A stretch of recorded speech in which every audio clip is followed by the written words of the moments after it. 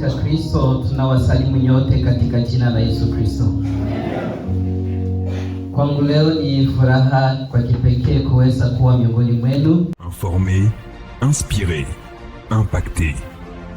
Voici MAM Média. MAM Média, la voix qui informe le monde.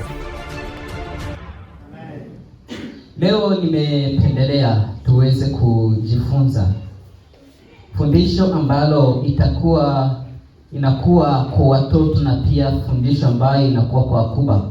Na ndio maana hatuna wakati wa kuweza kusema ya kwamba tunaanza na ya watoto na ya wakubwa, kwa sababu fundisho hili ni fundisho ambalo linahusu wote, na fundisho linakuwa na kichwa ambalo linasema sala.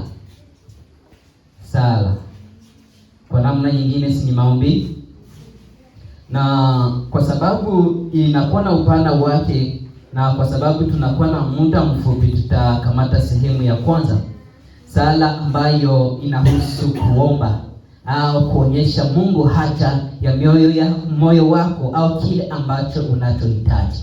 Na hapa tunakuwa katika kitabu cha Mathayo, sura yake ni ya 6. Na hapa tunakuwa na sala ambayo Yesu Kristo aliweza kuitoa kwa wanafunzi wake walipohitaji, ili kwamba aweze kuwafundisha kuomba. Na hili sala tunajua ni la Baba yetu aliye mbinguni. Katika Mathayo sura yake ya 6, sala kubwa inaanza na tamaa ya pekee ya kuleta heshima na utukufu kwa Mungu. Inatufundisha kusali kwa ajili ya utukufu wa Mungu, kwa ajili ya ufalme wa Mungu na kwa ajili ya mapenzi yake. Na hata hivyo tunakuwa na aya ya 11 ambayo msomaji wetu aliweza kutusomea, ambayo inatufundisha kwa ajili ya kusali kwa ajili yetu wenyewe. Kwa uso wa kwanza, ombi hili linaonekana kuwa ombi ambalo linaonekana ni dogo tena la ubinafsi, wakati mtu anasema ya kwamba utupe riziki yetu ya kila siku, utupe chakula chetu cha kila siku. Inakuwa na picha ya ubinafsi, kwa sababu inazungumzia kuhusu neno utupe sisi, bila kuweza kufikiria hata nani ya kwamba kuna kuwa wengine. Lakini kweli kwamba kuhusu ombi hili la mahitaji ya kibinafsi ni la kiroho kwa asili yake. Sala hili linahusu kumsifu Mungu, linahusu pia kumtii Mungu na kuweza kumwabudu, linahusu kuomba Mungu kile ambacho unachohitaji, linahusu pia kumtegemea Mungu, na linahusu kuweza kuleta mahitaji mbele za Mungu. Na leo sehemu tu moja ambayo tutajifunza katika sabato ya leo ni neno hilo ambalo linalosema utupe leo chakula chetu cha kila siku. Na wakati tunapofanya hivyo, tunapoomba Mungu atupe chakula chetu cha kila siku, tuone kwanza ufuasi wa ombi hili la kuomba Mungu chakula cha kila siku.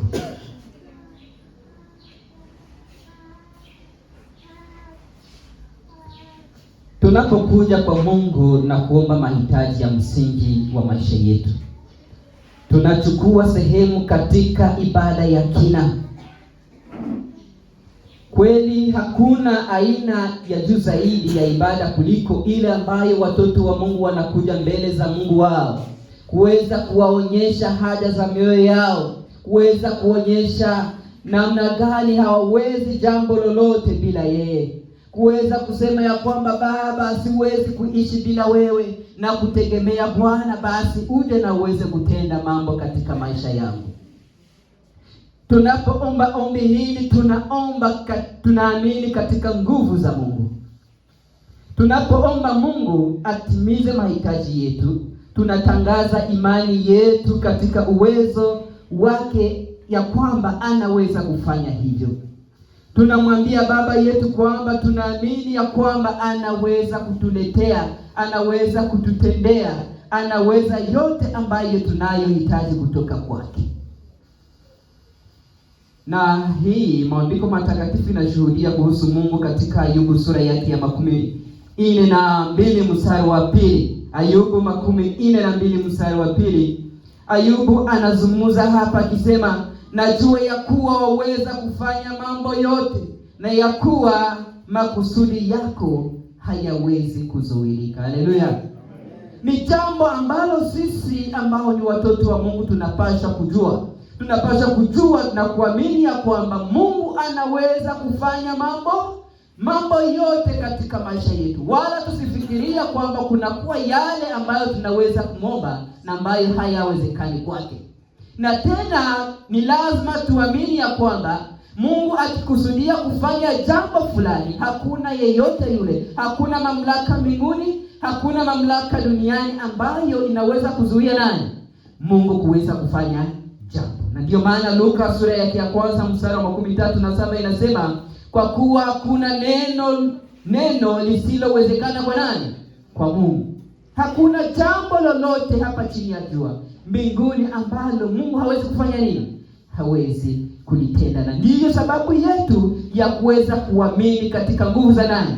Nguvu za Mungu. Waefeso sura yake ya 3 mstari wa 12.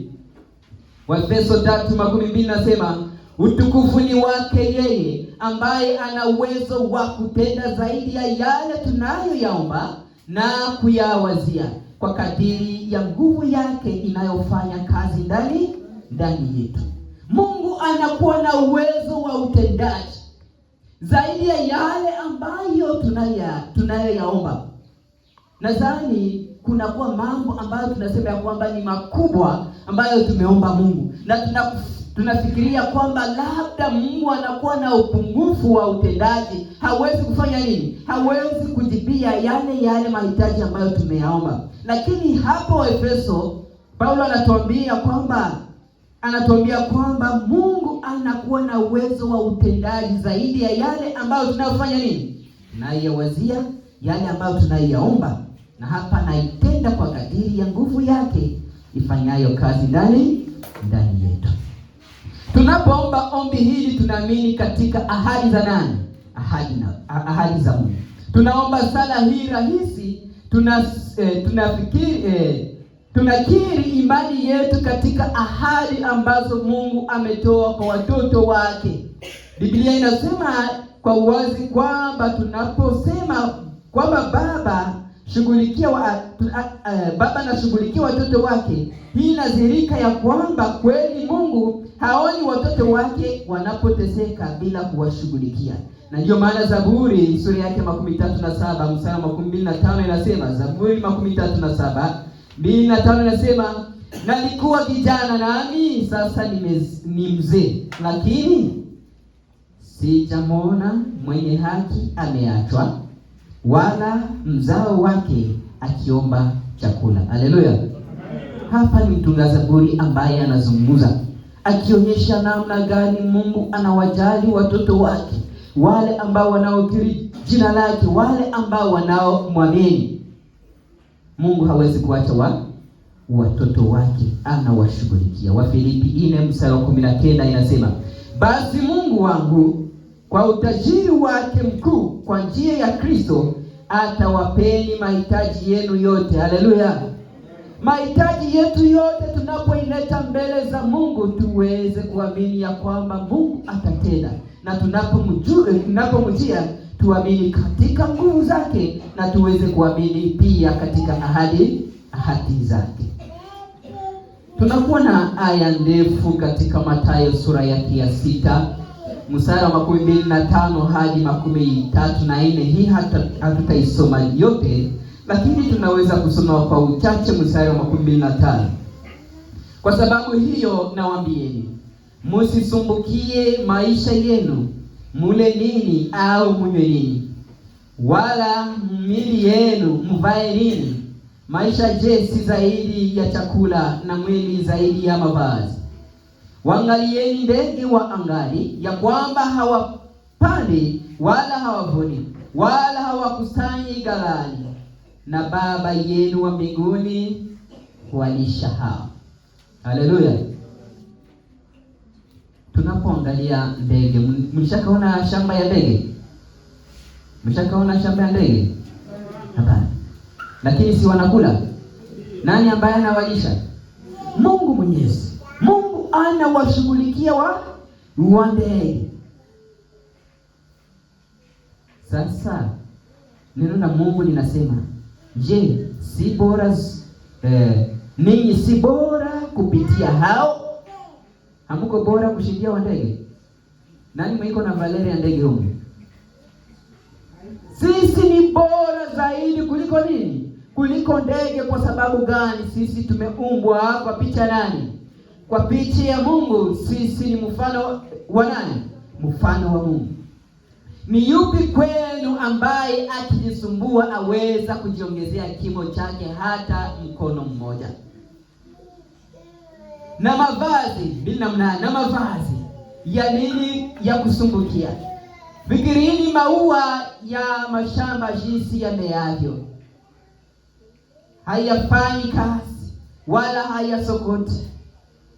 Nami nawaambia ya kwamba hata Sulemani katika fahari yake yote hakuvikwa vizuri kama mojawapo ya hao. Basi ikiwa Mungu huyavika hivi majani ya kondeni yaliyo leo na ya kesho hutupwa karibuni, je, hata zidi sana kuwavika ninyi, enyi wa imani haba? Ikiwa Mungu anajali hata mimea, anajali majani, anajali maua ambayo yanamea, anaipatia picha nzuri, kwa nini tusiamini ya kwamba Mungu anaweza kufanya nini? Atatushughulikia, ni ya kwamba atatutolea nini? Mavazi. Ni lazima tuweze kuamini ya kwamba Mungu anatujali, Mungu anatupenda, na Mungu anaweza kututolea yale ambayo tunayofanya nini? Tunayohitaji. Katika ombi hili ni lazima tuweze kuamini katika utu wa Mungu, personality ya nani? Ya Mungu. Tunapoomba Mungu mahitaji ya kila siku ya maisha, hatujaribu kumlazimisha kutoa mambo ambayo hataki tuwe nayo. Haleluya. Kuna watu ambao wanafikiri ya kwamba maombi yao imekuwa kama vile fetish. Yaani wanapoomba wanadhani ya kwamba direct na Mungu atafanya nini? Atafanya hivyo. Najua ya kwamba kuna wengine hata wanapoomba wanasema Roho Mtakatifu fanya nini? Shuka. Inakuwa kama vile wanalazimisha nani? Mungu ashushe nani? Roho Mtakatifu. Lakini Roho Mtakatifu ni mojawapo wa maombi ambayo ni lazima tuweze kuomba kwa unyenyekevu mbele za nani? Mbele za Mungu wetu, kwa sababu ni hitaji letu. Na hapa tunaendelea tu kujikabidhi kwake, tukingojea baraka zake. Tunapoomba Mungu ni lazima tuweze kungojea nini? Baraka zake. Na ndio maana katika ombi hili kuna kuwa neno ambalo nasema mapenzi yako yafanye nini? Yafanyike. Mungu katika Kifaransa tunasema ya kwamba ni souverain, yeye ni mkuu. Na wakati mtu anakuja mbele ya mtu ambaye ni mkuu, je, anamoblisha kuweza kumtendea kile ambacho anataka? Mtu atoki hapa aende kwa governor aseme governor unifanyizie hiki. Anamoblisha, haiko tena hii, haiko. Hapana. Ni lazima tujue ya kwamba Mungu ni mkuu, na wakati tunakuja kwake tunapomuomba ni lazima tuweze kumuomba kwa unyenyekevu. Hakuna kitu kinacholeta sifa kwa Mungu zaidi ya kile kuona namna gani watoto wake wanakuja kwake kwa imani na kuweza kuomba kile ambacho wanachohitaji, na kuweza kuamini ya kwamba kweli Mungu anaweza kuwatendea kwa ukarimu wake.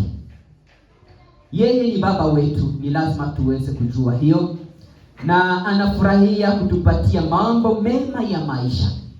Luka sura yake ya 12 mstari wa 32 inasema, Luka 12:3-2 nasema msiogope enyi kundi ndogo. Ni lazima katika maisha yetu tusifanye nini? Tusiogope, kwa kuwa imempendeza Baba yenu kuwapa ninyi ufalme wa nani? Ufalme wake. Hakuna kitu bora zaidi kushindia nini?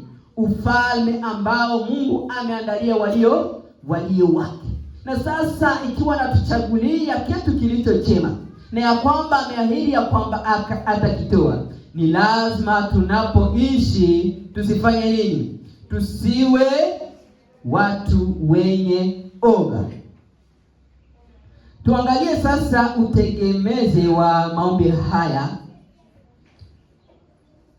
Sio tu kwamba sala hili inamheshimu Bwana na kuweza kumwabudu kama mtoaji mkuu, lakini pia inaonyesha utegemezi wa jumla ya watoto wa Mungu. Namna gani watoto wa Mungu wanaonyesha kwamba wanamtegemea nani? Mungu, na ya kwamba hawawezi kuishi bila yeye. Angalia sasa namna gani sala hili inasema kuhusu uhusiano wetu na Baba wetu wa mbinguni. Na katika kipengele hiki ni lazima tuweze kujua ya kwamba sala hili ni sala ambayo ni ya kutubu. Taifa hili rahisi kuweza kuonyesha namna gani mtu anasema siwezi kujibu mahitaji yangu mwenyewe, lakini ninataka wewe uweze kuyatenda, na ninaamini ya kwamba wewe unaweza. Tunaposali hii tunaamini udhaifu wetu. Tunaamini ya kwamba sisi ni wadhaifu, na ya kwamba Mungu ana uwezo na ana uwezo wa kufanya nini? Wa kuweza kufanya mambo pale ambapo sisi hatuwezi. Tunaposali sala hii, tunapoenda kwenye mbele zake, tunategemea uwezo wake. Tunaamini ya kwamba yeye ana uwezo wa kuweza kututilia mezani hata chakula ambacho sisi tumefanya nini? Tumekosa. Tena sala hili ni sala ya kuweza kujiamini. Wazo la sala hili, tupatie kila siku mkate wa kila siku. Hili sala ni ombi kwa Mungu kwa kujibu maombi ambayo bado hatuwezi kukosa kuyaomba. Ni usemi ambao unaonyesha kwamba tunaamini ya kwamba atatuhudumia siku moja baada ya siku nyingine.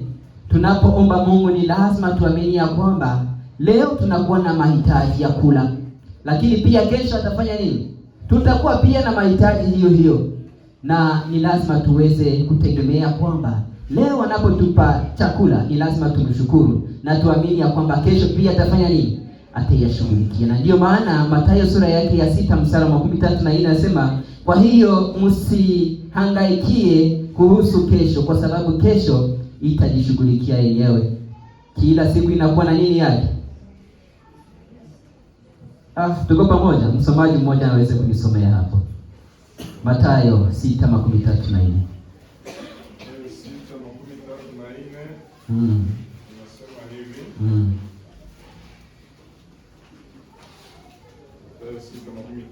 hivi. Basi msisumbukie ya kesho. Ndio. Kwa kuwa kesho itajisumbukia yenyewe.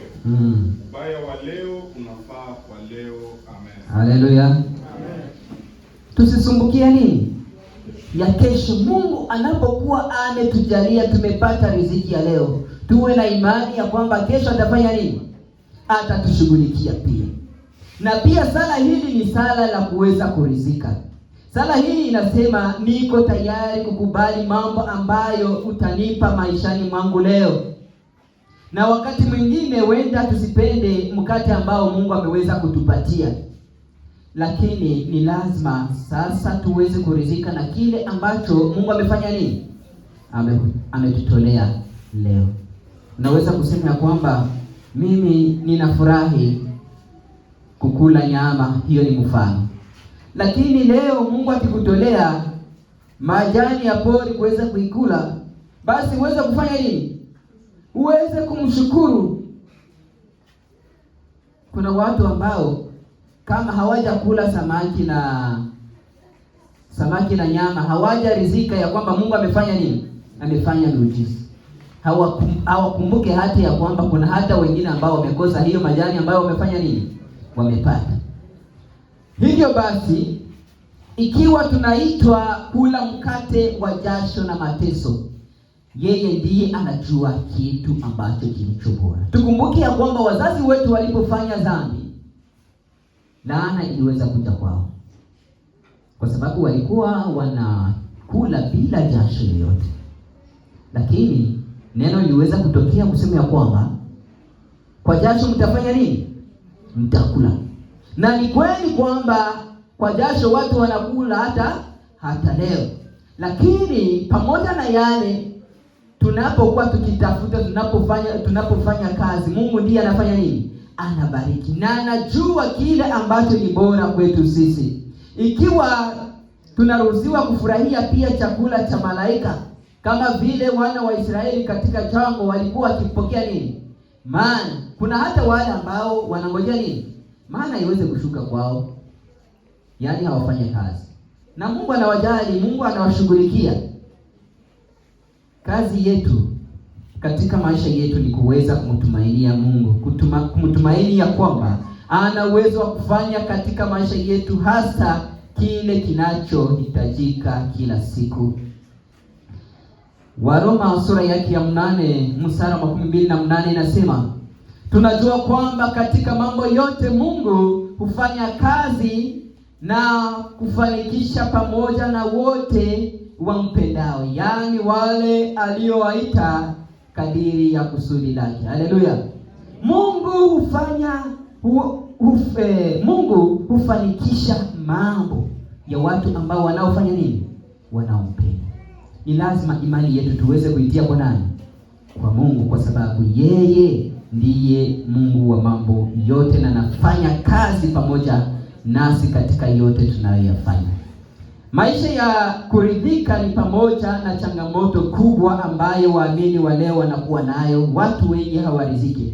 Hata hivyo ndio maana Mungu anatutolea neno hapa katika Timotheo wa kwanza sura yake ya 6 mstari wa 6 hadi wa 8 ikisema, walakini utaua pamoja na kuridhika ni faida kubwa. Utaua pamoja na kufanya nini?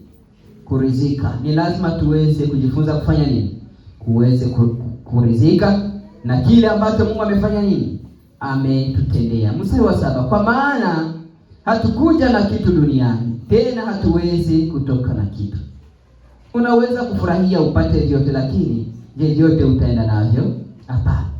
Ila tukiwa, mstari wa 8, ila tukiwa na chakula na nguo tutaridhika na vitu hivyo. Haleluya. Kama umepata chakula na unakuwa na nguo, basi uweze kufanya nini? Uridhike, umshukuru nani? Umshukuru Mungu. Wafilipi sura yake ya 4 mstari wa 10 inasema hivi, nalifurahi sana katika Bwana kwa kuwa sasa mwisho mmewisha tena fikara zenu kwa ajili yangu, kama mlivyokuwa mkifikiri hali yangu, lakini hamkupata nafasi.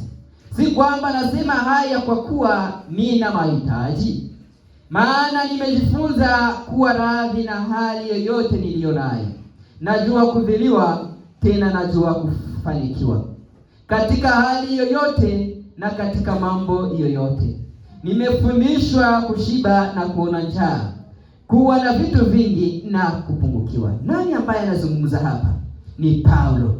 Paulo anaonyesha ya kwamba yeye anakuwa ni mfano kwa wale wa Filipi, kuonyesha ya kwamba amejifunza kushiba na kuona nini? Na kuona njaa. Amejifunza kuwa na vitu vingi na kuweza kupungukiwa. Hili ni swala la kuweza kufanya nini? Swala la kuweza kuridhika na matoleo ya nani? Ya Mwenyezi Mungu. Tuangalie basi uhalisi wa maombi haya. Tunaposema Mungu utupe leo mkate wetu wa kila siku, ni ombi rahisi na la moja kwa moja, lakini ukifikiria undani wake unaona ya kwamba hili ni sala kubwa, tena ni sala ambalo linakuwa na maana yake kubwa. Ni sala ya pamoja. Tuangalie linapozungumzia sisi au wetu.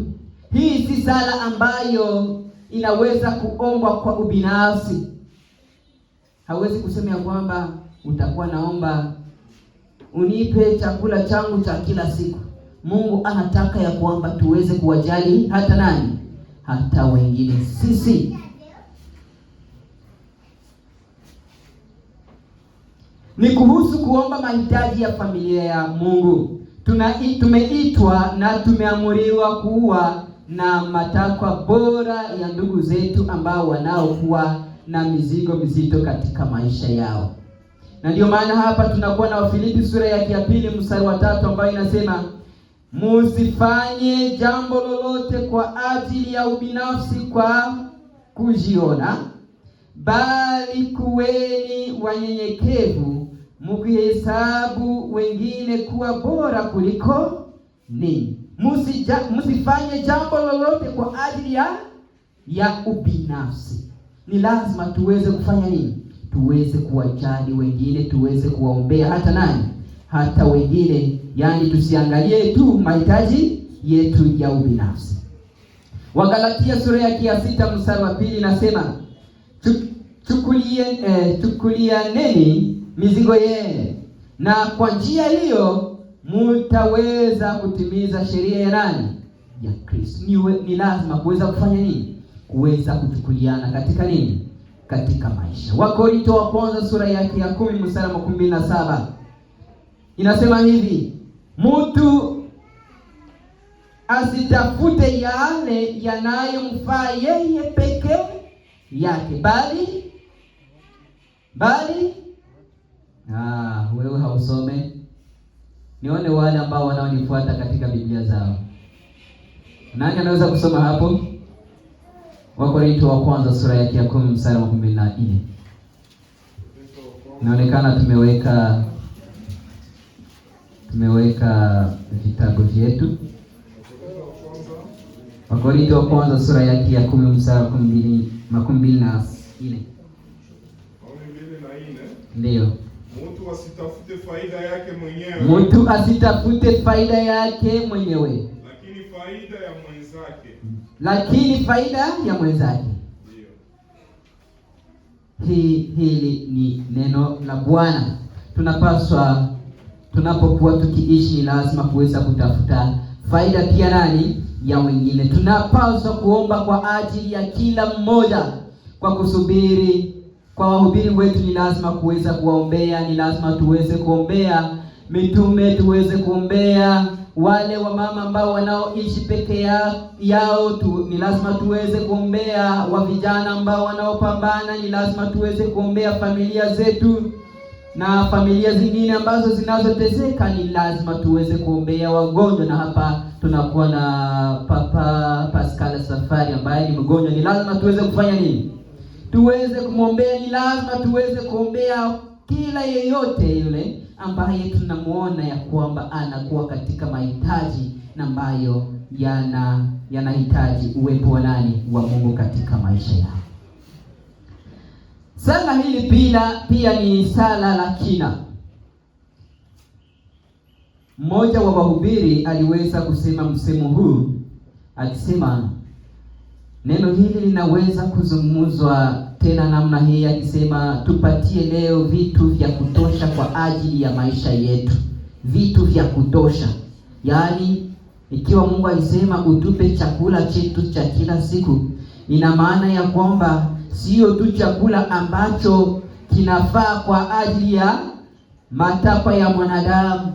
Mtu anapokuwa anahitaji chakula, anahitaji pia nini? Mavazi. Haiko vile? Lakini katika ombi ile mlikuwa kama mavazi. Yaani wakati Yesu alizungumzia kuhusu chakula cha kila siku, ilikuwa inaonyesha pia yale mahitaji yote ambayo yanategemeza maisha ya mwanadamu. Mahitaji yote ambayo yanaonekana katika maisha nani? Ya mwanadamu. Hii ni zaidi ya sala ya chakula kwenye Sahani zetu ni ombi na unyenyekevu kwa Mungu kutupatia kila chochote kile ambacho tunahitaji ili kwamba tuweze kuishi. Basi ikiwa tunaweza kufika mahali ambapo tunamwamini kweli, ni lazima tuweze kuja mbele zake, tuweze kumwonyesha bila wasiwasi kile ambacho tunachohitaji katika maisha yetu, na kuweza kuamini ya kwamba yeye atafanya nini? Atatenda, na ya kwamba yeye ana uwezo huo wa kuweza kufanya nini? Wa kuweza kutenda. Tungekuwa mahali pa kuridhika na amani, tukijua kwamba Baba yetu wa mbinguni yuko katika udhibiti wake wa kuweza kututendea katika maisha yetu. Wafilipi sura yake ya 4 mstari wa 6.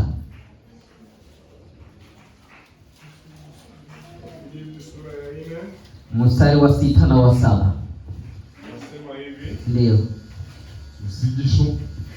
Msijisumbushe wenyewe kwa neno lolote, lakini katika kila neno kwa kuomba na kusali pamoja na kushukuru, maombi yenu yajulikane kwa Mungu. Na salama ya Mungu inayopita akili zote italinda mioyo yenu na nia yenu katika Yesu Kristo. Amina. Amen. Neno la Mungu hapa linasema kwamba tusijisumbue na mambo yoyote, lakini ni lazima haja zetu ziweze kujulishwa kwa nani? Kwa Mungu. Ni lazima tuweze kuleta mahitaji yetu mbele za nani? Kwa njia gani? Kwa njia ya nini? Ya kusali, na kwa njia ya kuomba pia, pamoja na kufanya nini? Na kushukuru. Si kuna watu wengine ambao washukuru? Kuna watu wengine ambao wanataka tu Mungu afanye nini? Aweze kuwatolea, lakini hawana nafasi ya kuweza kumshukuru Mungu. Na tunaposali, tunapoomba Mungu, tunapomshukuru, amani ya Mungu itaendelea kukaa ndani yetu. Jambo ambalo tunaweza kusisitiza hapa ni kwamba sio kosa kusali kwa ajili ya matatizo yetu, kwa ajili ya mahitaji yetu. Unaweza kuwa na mahitaji yako binafsi. Haiko makosa kuomba Mungu aweze kukutendea yale. Baadhi ya watu wengi watafikiria kwamba hatuseme ya kwamba waweze kusali kwa ajili ya maisha yao wenyewe, wakifikiria kwamba ile sala imekuwa sasa sala ya kibinafsi, tukwe tunaomba tu kwa ujumla. Hatuseme hivyo. Ni lazima tujue ya kwamba hata Yesu Kristo alikuwa akienda jiombea wapi? Alikuwa kijiombea wapi? Kwenye mlima gani? Yesu pia alikuwa mwombaji, na wakati alikuwa anahitaji kuomba kwa ajili yake mwenyewe, aishitia kando, aliomba Baba yake aweze kumtendea. Yesu kwa uwazi anatuelezea kusali kwa mahitaji ya maisha yetu yote. Kwa hivyo tusije tukaogopa kupeleka mahitaji yetu kila moja kwake, tukiamini ya kwamba atatusikia, tukiamini ya kwamba atatutendea tunapokuja mbele zake. Mungu anapenda aweze kutusaidia, na ndiyo maana mahitaji yetu katika mchana wa leo ni kwamba Mungu aweze kusaidia watoto wake kutambua kwamba tunapaswa kuomba, na yeye anabariki wale ambao wanaomba, na anapokea wale ambao wanaomuomba. Ndio maana hapa katika Mathayo sura yake ya 7 mstari wa 7, neno la Mungu linasema, ombeni nanyi mtafanya nini? Tuko pamoja? Naona wengine wanasinzia kabisa. Ombeni mtafanya nini? Tafuteni nanyi mtafanya nini? Bisheni nanyi mtafunguliwa, kwa sababu kila aombaye hupewa, naye atafutaye na abishaye hodi atafanya nini? Hili ni formula ambayo Yesu Kristo ametutolea, kwamba ni lazima tuweze kuomba, ni lazima tuweze kutafuta, ni lazima tuweze kubisha, kwa sababu kama hatuombe hatutafanya nini? Hatutapewa. Kama hatutafute hatutafanya nini? Hatutapata. Kama hatubisha hatutafanya nini?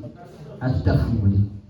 Fikiria huko katika nyumba, kisha mtu aisimame pale kumlango, akuwe na ngoya, ufanya nini? Ufungule. Ukifungula kabisa katika saa za usiku, utamfungulia huyu mtu? Inawezekana? Haiwezekani. Kusudi ufunguliwe ni lazima ufanye nini? Upige hodi, na hapo sasa utafunguliwa. Kwa sababu kama ufunguliwe, huenda mpanga itakuwa kwenye shingo yako. Mstari wa 9 unasema, au ni nani kati yenu ambaye kama mwanao akiomba mkate atampa nini? Atampa jiwe? Au akimwomba samaki atampa nini? Nyoka? Ikiwa ninyi mlio waovu mnafahamu jinsi ya kuwapa watoto wenu zawadi nzuri, ni mara ngapi zaidi Baba yenu wa mbinguni atawapeni vitu vizuri wale ambao wanaofanya nini? Wale ambao wanaomwomba. Tunapomwomba Mungu ni lazima tuamini ya kwamba yeye atafanya nini? Yeye atatenda, yeye atasikia, yeye anatujali. Yakobo sura yake ya 4 mstari wa 2. Yakobo 4 mstari wa 2. Yakobo 4 mstari wa 2. Mnatamani wala hamuna kitu. Ndio. Mnaua na kuona wivu. Ndio. Wala hamuwezi kupata. Mnafanya vita na kupigana. Wala hamuna kitu kwa sababu hamuombi. Haleluya. Mnaomba wala hampati kwa sababu mnaomba vibaya. Masikia hapa? Maana mnataka tu kutimiza tamaa zenu. Haleluya. Amen. Kwa sababu gani hatupati? Kwa sababu gani hatujibiliwe mahitaji yetu? Ni kwa sababu hatufanya nini? Hatuombe. Au tukiomba tunaomba vibaya. Na ni lazima tuweze kujifunza kuomba kupitia mfano huu ambao Yesu Kristo mwenyewe alifanya nini? Aliweza kutoa kwa wanafunzi wake sala la Baba yetu aliye mbinguni. Sala hili linakuwa na mafundisho mengi, lakini leo nimependelea tuweze kukamata hii nukta ya kwanza ya ombi hili: utupe leo riziki yetu ya kila siku. Mungu si mtawala mkali ili kwamba sisi tuweze kumwogopa. Yeye si mwenye hasira, yeye ni mpole. Tusifikiria kwamba yeye hana moyo ambao haufurahii watoto wake. Ni lazima tunapokuja mbele za Mungu tuweze kuamini ya kwamba yeye Baba wetu wa mbinguni ni mwenye neema na upendo. Ni Baba ambaye hufurahia kutoa zawadi bora kwa watoto wake, zaidi wale ambao wanaomjua. Na ikiwa umemjua Mungu, umemwamini, ni lazima ujue ya kwamba Mungu anakujali na Mungu atafanya nini? Atakutendea ukija kwake pamoja na moyo wako wote. Kwa kuhitimisha fundisho hili, acha kwamba niweze kuambia kwamba ninakuhimiza uje kwa Baba leo, uweze kumsumulisha, uweze kuongea naye kuhusu mahitaji yako ya maisha. Usiyafiche, kwa sababu anayajua, lakini anataka ya kwamba wewe uweze kumjulisha haja zako. Usiwe na hofu ya kwamba Mungu ni Mungu mkali. Usijutie, usiwe na kizuizi chochote ili kwamba usimwombe Mungu. Ni lazima uweze kumuomba mahitaji yako yote, uweze kumwonyesha. Uje kwake na uweze kumuita kwa jina lake, na yeye atafanya nini? Atatenda, ukiamini kuwa anakujali. Mungu anakujali. Ukiamini ya kwamba anakusikia. Mungu anasikia watoto wake wanapoomba. Ukiamini ya kwamba yeye atajibu kwa utukufu wake. Haleluya. Mungu wetu atubariki na atuwezeshe ili kwamba sala hii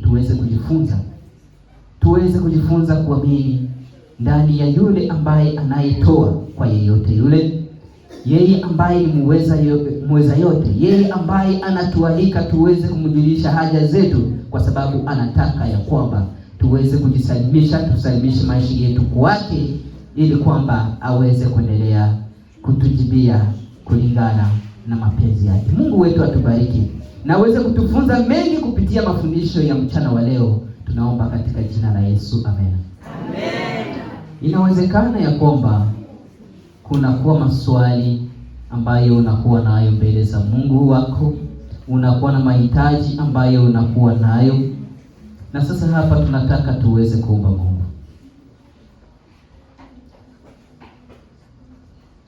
Kile ambacho ni lazima tujue ni kwamba hakuna kitu ambacho kinaweza kumshinda nani? Na ikiwa Mungu alitendea wengine waliomuomba katika shida zao akawatendea, ana uwezo pia kufanya nini? Wa kuweza kutendea. Na ndio maana mzee tunakualika kuweza kusimama hapa mbele na kuweza kuombea mahitaji ya wana wa Mungu, pamoja na kibweta hiki ambacho kinakuwa na maswali mengi. Mungu aweze kujibu watoto